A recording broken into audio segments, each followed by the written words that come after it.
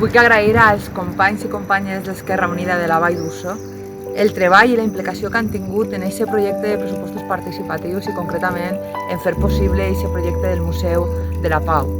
Sempre han sigut un col·lectiu molt involucrat en aquesta tasca i per això la Vall d'Uso ha sigut un referent precisament per el treball que han desenvolupat. Moltes gràcies companys i companyes, anem avançant en polítiques de la pau gràcies al vostre treball.